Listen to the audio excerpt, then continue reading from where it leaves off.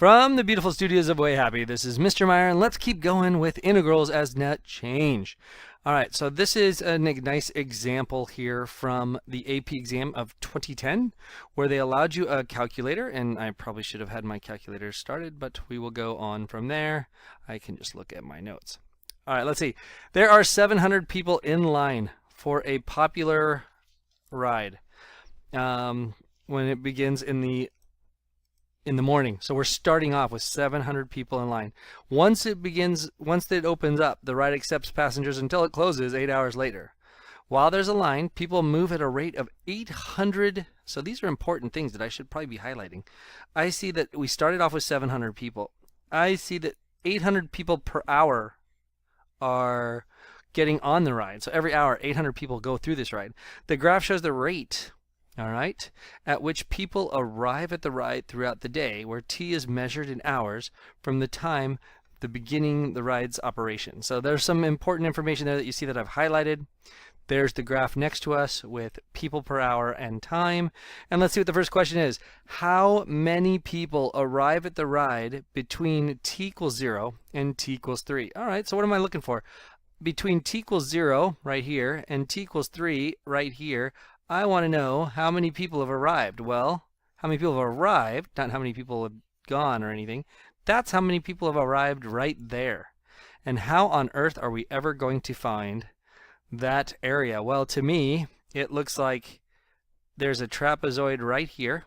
I see one trapezoid right there. And I'm going to do a second trapezoid for that little piece. So I would say something like this to show people what I'm doing. I am going to find the integral from 0 to 3 of this function, which they call r of t. And what is it? Well, that's what I need to do, right? That's what I need to do. I'm going to do this just the old-fashioned way. Area of a trapezoid is 1/2 base 1, which was 1,000, plus base 2, which was 1,200, times the height, which is 2 units long, or 2 units wide, I guess I should say, plus this other trapezoid here. I'll do it in a different color. I'll do it in green. It's right here. So there's this trapezoid. Now I've gotten a little sloppy and I can't see where that is. So it was right here, right at 3. All right, so what is that? That is 1/2. And let's see, its biggest point is 1,200 plus 800. And then the width of that trapezoid is only 1 unit, so times 1. And luckily, I've punched that into my calculator, and I got 3,200 people. So there you have it. How many people have arrived at the ride in the first 3 hours? 3,200 people. Nice to know. All right, so we used a little bit of trapezoids there, and it worked out real nice. All right, is the number of people waiting to get in line increasing or decreasing between 2 and 3? So let's see if I kind of go, all right, between 2 and 3, right there, is the number of people waiting in line to get on the line increasing or decreasing? Well, you can see that the number of people per hour has gone down, which makes me think it's decreasing, but I got to think about this for a minute. Is the number of people waiting in line, remember how many people get on this ride? 800 people get on this ride. We have to remember that because that's important, right? It's highlighted green, for crying out loud. 800 people are getting on this ride. So, or getting on this ride and out of here per hour. So if you were to add, like, let's take this time right here at, what is that, 2.5 hours? If you were to take that 1,000 people are in line. Well, only 800 are getting on the ride. So therefore, the line is still increasing. In fact, as long as we're looking at a graph that is above this line, the line's getting longer. Not until later on when people are below this 800, because we can get 800 people on this ride per hour. Once there's that less than that getting on the ride, then hey, guess what? The line's finally getting smaller. So from 2 to 3, this little chunk right here, it's all above 800. So I am going to say that the line is increasing. So I would say, I don't know, when T is from 2 to 3. It's from 2 to 3. The line is increasing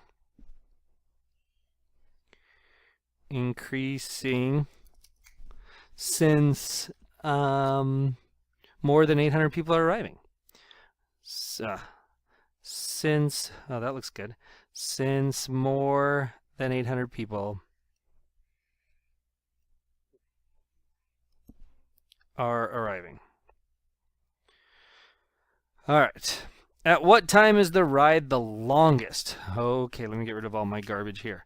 All right, at what time is the ride the longest? Well, let's see, there was 700 people in line when we got there, and then it kept increasing, right, over and over and over again, and the line keeps getting longer as long as there's 800, as long as they stay above this. So I feel like, the line was getting bigger and bigger because we were over 800, we're still over 800, so the line's getting longer. It's just not growing as fast as it used to anymore until right here, whatever that is, up at 3 hours. So I would say at 3 hours is when the line is the longest. So I will say that when t equals 3, the line is the longest. Probably should say something like, that's when it changes from 800 to, from over 800 to less than 800, something like that. Ooh, how many people are in line at that time? Well, let's see, at 3 hours, how many people are in line? Well, there was, when t equals 3, how many people are in line? I'm going to do my math and then I'll answer it with a sentence. So my math would be like, well, there was 700 people at the start. Then we added this whole area right here, which luckily all those people got on there, which was 3,200, because remember that we did that in part A. And then how many people actually went on the ride and got out of here in those 3 hours? Well, it gets rid of 800 people per hour, so that's 2,400. I'll write it so you can see, but that's what it would do. It would do, there was 700 to start, then we added 3,200 people, and then 2,400 people got off. So at that point, the line would be 1,500 people. So I would say something like, when t equals 10, the longest, and it contains 1,500 people. Oh, that's crazy, right? So there you go. All right, what about this last part? Write, but do not solve an equation of an integral expressing, especially when the earliest time which there is no longer a ride. Well, the integral would go from 0 to whatever time you want. I don't know what that time would be.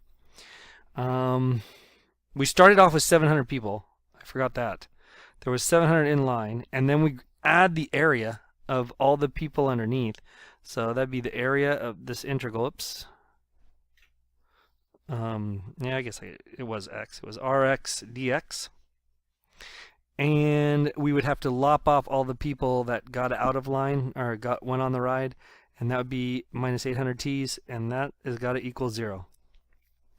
And there you have it, right? You have 700 people got on the ride. You got the area of the people who stood in line and went through, and then minus the people that got off. So whenever that happens, that's when we would finally have a no line. And thank goodness I don't have to solve it, because that seems like a lot of work. All right, let me ask you a question and we'll be right back. All right, how about from example 7, which is from the AP exam, the first question that people got to see on the calculator section. So yes, you can get out your calculator. Read about this problem here. You see Janet got snow falling on her driveway, and then she removes snow at a certain rate, but at different rates for different times. So here's a piecewise function, right? That is kind of fun for us. So read that question. I already have, and now I will go on to do this problem. So how many cubic feet of snow have accumulated on the driveway by 6 a.m.? So she hasn't started shoveling yet. So the good news is that all she has done, all that's happened is snow has accumulated on the driveway. So I can tell you that that is the integral from 0 to 6, right? Time would be 0, it'd be midnight. 0 to 6 of the function f of t. I was going to write the equation, but I think I'm going to just take the lazy man's way and go f of t dt. I was going to write the equation because I think I'm going to have to put it in my calculator, or I would, since it was calculator allowed. And now I would plug that in. Now again, if you forgot how to do that, you know, you probably want to look at the math. I think it's, what is it, math 8, math 9. So math 9, and then you type in 0 to 6, and you type in the function. Actually, make sure you catch that t in there, that t, you know, right there. So that's the guy that's going to probably cause you a little bit of a fit, and you will type that in, and you should get your final answer, which I did when I typed it in. I got 142.275 cubic feet. That is how much has been dumped on her driveway by 6 p.m. if we add up all that numbers. All right, find the rate of change of volume at snow on the driveway at 8 a.m. So rate of change, well, how much would it be changing at exactly 8, right? I could figure out, if I wanted to do this, I could figure out what the value is at 8 for the snow falling, right? I want it right at this moment, right? Right at the moment when t is 8. So I would say right at the moment I could plug an 8 in to see how much is falling, but then I will also have to find out how much she shoveled up at t equals 8, and t equals 8, that's kind of neat. It's right there. So I know that she's removed 104 cubic feet of snow. But how much actually fell, right? That's the thing that I need to know. So I need to figure out how much has fallen at 8. Now, why are I not summing it all up? Because I want to know exactly at 8 the rate of change, right? At that moment, how much is changing, right? So I would figure out at that moment how much is falling, and at that same time, I'm going to subtract off how much this girl has shoveled off. Go Janet, right? So if I figure out what f of 8 is, I'm going to plug that into my calculator, and if you're curious, I got 48.417032221, and at 8 a.m. she fits in this group. She has removed 108, so minus 108. And what did I get there? I got negative 59. Now the AP exam likes 3 decimal places, so 583 cubic feet per hour. So that's how much is changing, right? That's the rate of change at 8 a.m. All right, what about C? Let h of t represent the amount of snow in cubic feet that Jen has moved from the driveway in t hours after midnight. Express it as a piecewise function with the domain 0 to 9. Well, it does change, and this is the total amount. That's what's a little tricky here.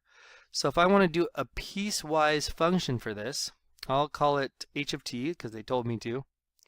So I will say h of t. Well, let's see. She didn't start moving snow out. You know, it was 0 to 6. There was none. So how much did she move out at that time? Well, she didn't move anything out. Oops, that's a really bad squiggle. But the total was 0 for 0 to 6, right? So those first 6 hours, I forgot my t. For those first 6 hours, she did not move out anything at all. I guess I could put equal to, because that would be true.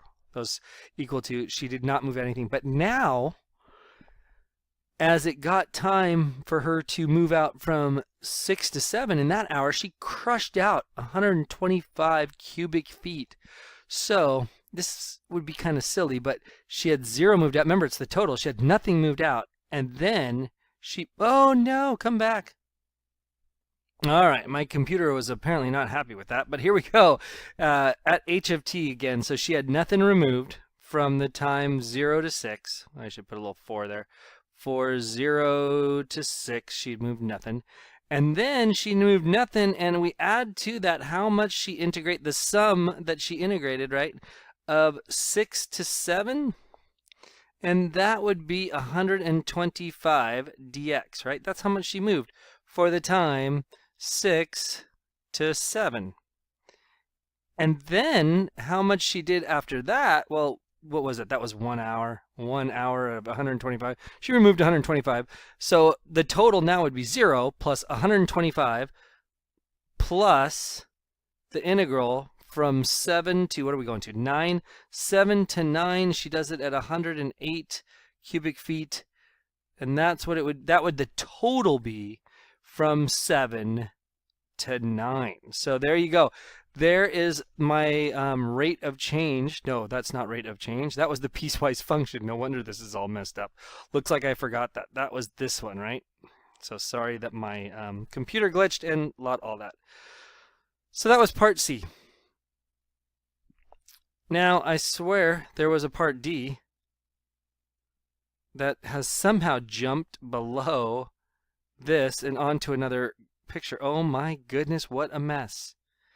Yeah, see that right there? Part D, how many cubic feet were on the driveway? And then it gets super messy. So I cannot see what I have done. And so I'm going to stop there. And I think that's enough for today. Why don't you try that last one? I don't know what it is. It's something about the amount of snow on the driveway at 9 a.m. So if you could, that'll be the question I'll ask you, and then I can answer it. How much? I don't even know where the question is. How much? Looking at my notes from last time, though, is part D will be how much snow is on the driveway, how much snow at 9 a.m. Now a little, I should, because I'm being lazy here, how much snow has accumulated? Is that how you spell accumulated? Accumulated? How much snow accumulated at 9 a.m., you know, or up to 9 a.m. So we're talking about, little heads up, I'm talking about from 0 to 9. How much snow? Now, it's a trick question kind of, right? Because snow is falling, which I know you can calculate by doing a quick integral, but you also have to take off how much you removed. There's the hint. All right. Stay happy. See you tomorrow.